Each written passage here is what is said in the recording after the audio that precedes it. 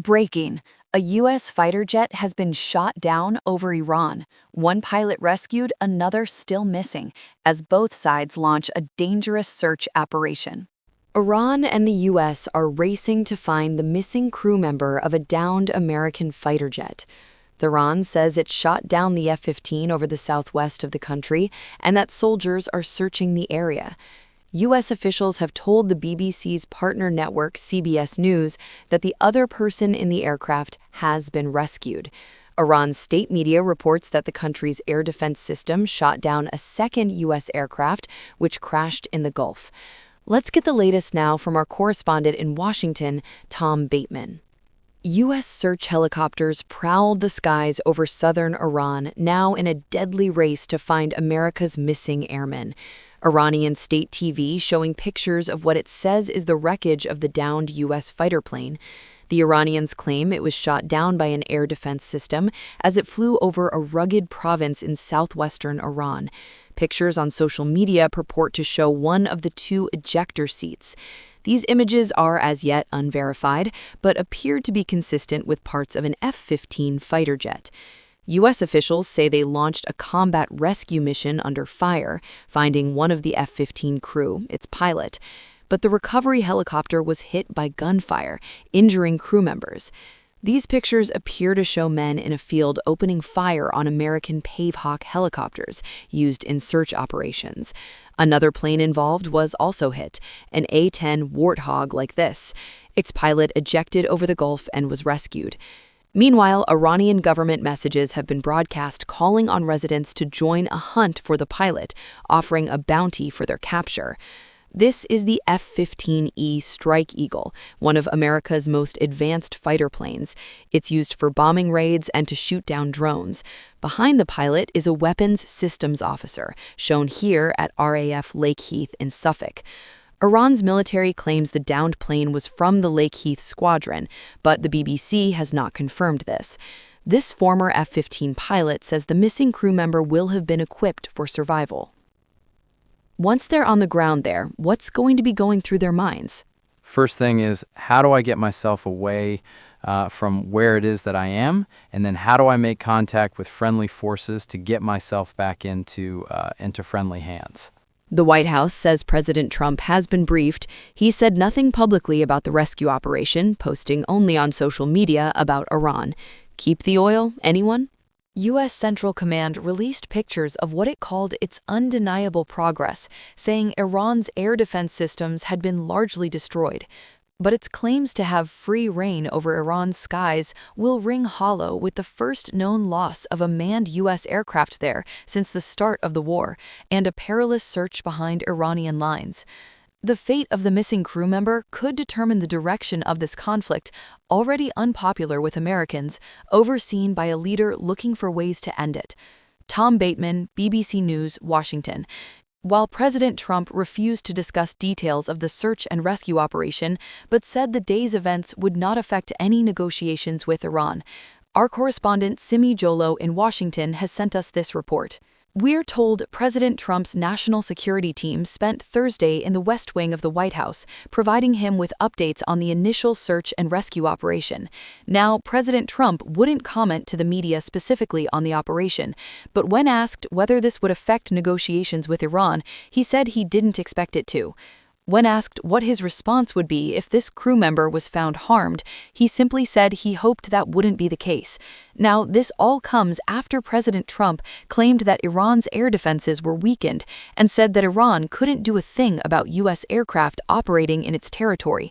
Now we're hearing that Iran's Revolutionary Guard have sealed off a huge area and is conducting a search using troops and locals to try and find this missing crew member. This has become a high-stakes search on the ground between the two adversaries for this missing American service member. Sim Joel Osho in Washington for us. Let's bring you some of the day's other main developments in the Middle East. Now, Iranian missiles hit residential areas in parts of central Israel in the early hours of Saturday. Israel's military says it's conducting strikes on Lebanon's capital, Beirut. The IDF says the strikes are targeting Hezbollah infrastructure sites. Elsewhere, heavy explosions have been reported in the Iranian capital, Tehran. fighter jets have also been heard in the sky. And Bahrain urged residents to seek shelter, with sirens sounding right across the country as Iran continues attacking Gulf states. As the U.S.-Israel conflict with Iran intensifies, unrest is spreading across the region. President Trump is warning Iran of greater destruction unless it does what it knows it has to do. Now, legal experts have issued an open letter raising concerns about possible violations by all sides. Our correspondent, Lorna Gordon, is in Dubai and explains what the letter said. And just apologies, it's Joel Gunter for us in Jerusalem about to report. This is now the very big issue in the region, that this F-15 fighter jet was downed over Iran. It was less than a week ago that the U.S. Defense Secretary Pete Hegseth was boasting that the U.S. had achieved such air superiority over Iran and degraded Iran's air defenses so badly that they could fly heavy, slow-moving bombers like the B-52 without concern. Now, just a few days later, we have this jet being downed. We have one member of the crew who's been rescued, but one still unaccounted for. And as you heard there from our colleagues in D.C., the IRGC, the Iranian forces, have sealed off a large area and are searching for the pilot. The stakes are now very high. President Trump has said he believes it won't affect negotiations. He refused to comment on how the U.S. might respond to the pilot being captured. But this is already a very unpopular conflict in some ways. There is no clear sense of a way out. As you mentioned, in the region, there are still very heavy strikes going on almost in all directions.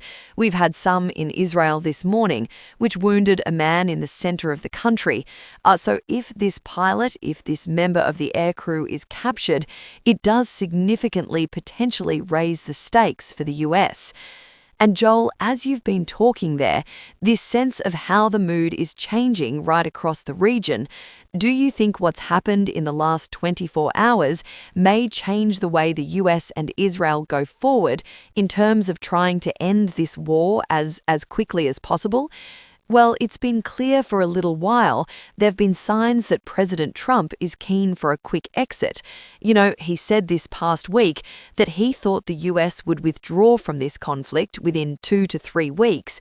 Israeli defense officials here have said that they believe that their military objectives against Iran are almost complete.